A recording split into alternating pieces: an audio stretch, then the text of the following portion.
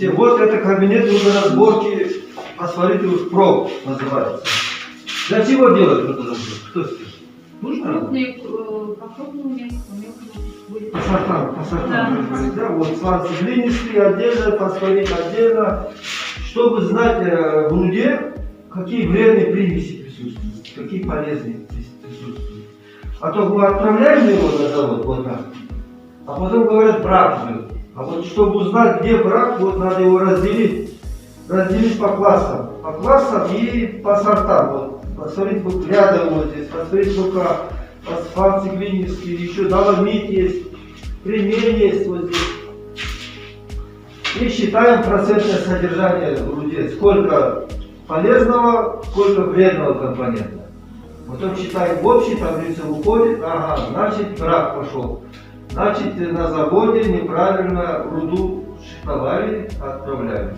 Завод, потому что брак отправишь, на заводе сразу она выходит, этот брак. Вот для этого кабинет разборки. Вот здесь мы каждый день разбираем руду, опробуем в городе Жанатасе, сюда привозим и здесь разбираем, потом составляем сводную таблицу и пишем, что это руда годная, это негодная, там как поэтому. Поняли, да, это правильно? Вот для этого, вот вы тоже должны это уметь делать, разбирать каждую руду. Вот, например, это БК, вот, посмотрите, БК, это качество, 30% сотного 5, 30%. А если сланцы глинистые, вот они вот, фосфатокремистые, да, вот, 15-20% клей. Это уже постепенно, вот, вы же химики, да? Вот вы это должны знать тоже. Что присутствует в фосфоритовых рудах бассейна Каратау, города Жанатас и города Каратау. Так, Рождение массовой доли фосфорангидрида. Принцип метода основан на осаждении фосфора в виде фосфоромолибдата. В данный момент мы уже осадили, мы сейчас уже будем отмывать ее. Как вы знаете, это у нас бумажная масса. Вы до этого уже и сами делали. Вот мы осадили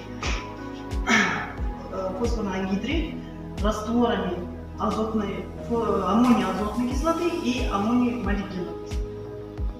И уже осажденную в данный момент мы будем отмывать ее.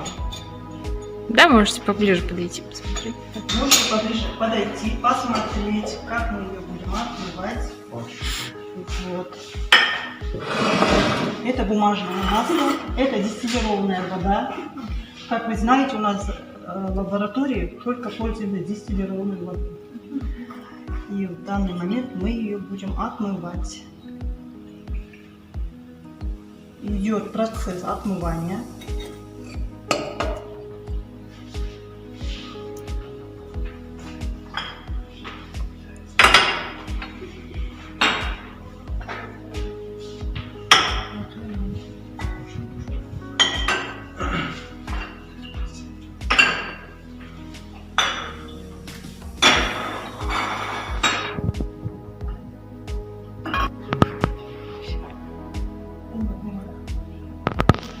После отмывания мы ее титруем натрий-гидроокисью, а в дальнейшем серной кислотой.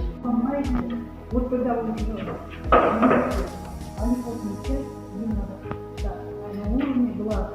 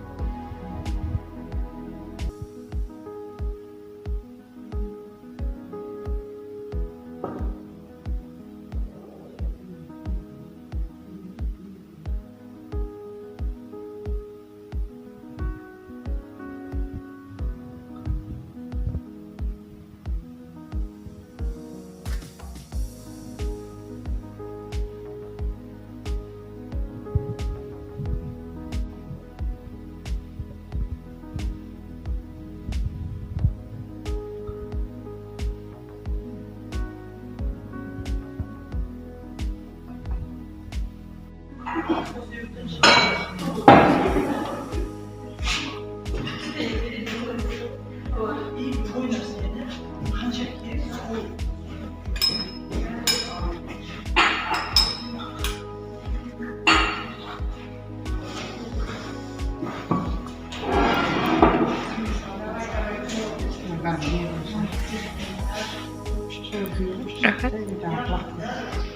война сегодня. Рахат. Мгм.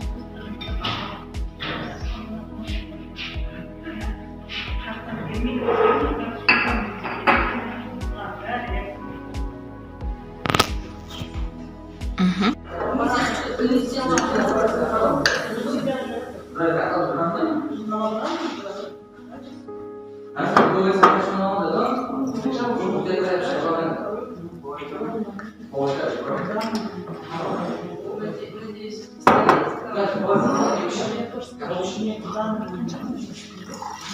По окончании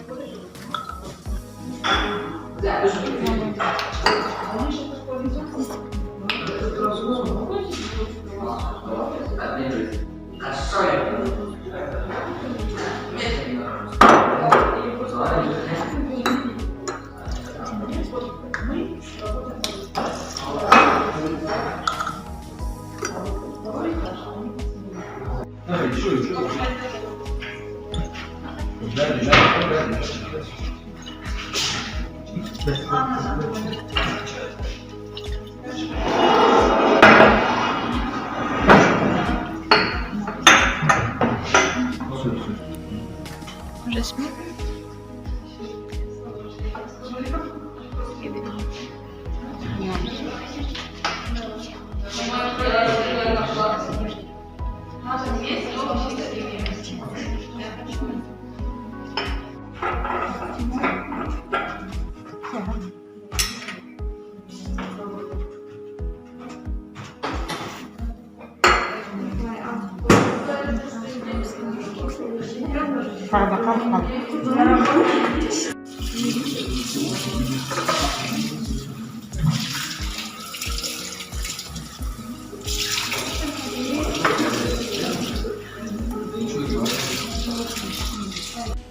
Вот полученный осадок потом нужно будет растворить. Это у нас раствор натрия OH, щелочной раствор. И вот мы растворяем этот желтый осадок вот таким вот образом. Все это из груди, Да. Түсімізге қазір жас сары осадок еркектер. Да. На сары осадок еркететте түсіз осадок айналады.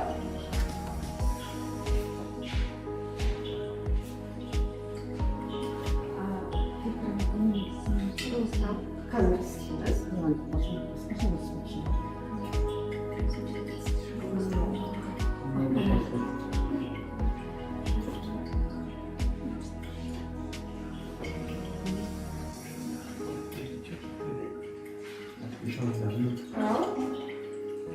Ничего страшного. Вот видите?